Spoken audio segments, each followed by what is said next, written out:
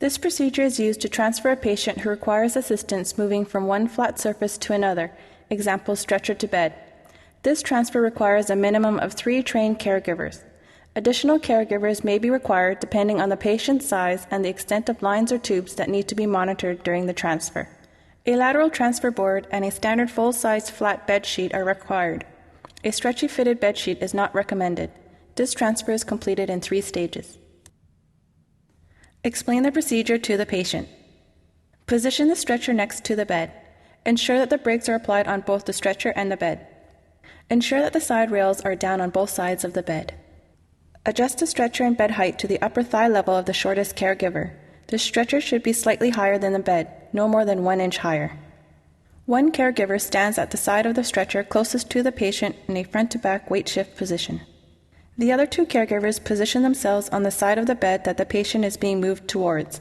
One caregiver is closest to the patient's head and shoulders, while the other caregiver is closest to the patient's hips and legs. These 2 caregivers climb up onto the bed carefully with the lateral transfer board in front of them.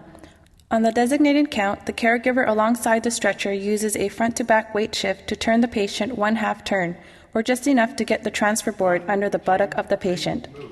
At the same time, the other 2 caregivers slide the transfer board partway under the patient while he is turned by the remaining caregiver. The transfer board should extend onto the bed to form a bridge between the bed and stretcher. Return the patient to a supine position using a back-to-front weight shift. Ensure that the patient's feet are positioned on the transfer board. If not, slide them onto the board using a sideways weight shift from the foot of the stretcher. A pillow can be placed under the patient's head for comfort. The other 2 caregivers hold the side of the sheet under the patient and grip it with a palms-up grip. They should be sitting up tall while keeping their elbows close to their bodies. Or, the caregivers can be positioned with their feet on the floor at the side of the bed in a front-to-back weight shift position while holding on to the side of the sheet. The caregiver alongside the stretcher places his hands against the patient's shoulder and hip area with his fingers pointing upwards and forearms parallel to the bed. Designated leader and count 1, 2, 3, move. On the designated count, the caregiver alongside the stretcher shifts his weight from his back leg to his front leg, pushing the patient away from him. Avoid pushing beyond arm's length distance, as this will result in a very awkward back posture. At the same time, the other 2 caregivers sit down on their heels by shifting their weight downwards and back. They should do this while keeping their elbows close to their sides and their back in an upright position. The patient is now partway onto the bed. The 2 caregivers now climb off the bed carefully and stand at the side of the bed in a front-to-back weight shift position. One caregiver should be in line with the patient's shoulder, while the other caregiver should be in line with the patient's hip. Both caregivers hold the flat sheet with a palms-up grip and their elbows close to their sides.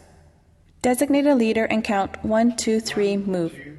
On the designated count, the 2 caregivers perform a front-to-back weight shift to slide the patient toward the center of the bed.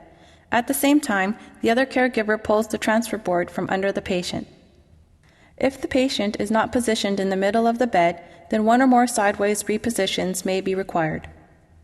In summary, this procedure is used to transfer a patient who requires assistance moving from one flat surface to another. A lateral transfer board and a standard full-size flat bed sheet are required. This transfer is completed in 3 stages and requires a minimum of 3 trained caregivers.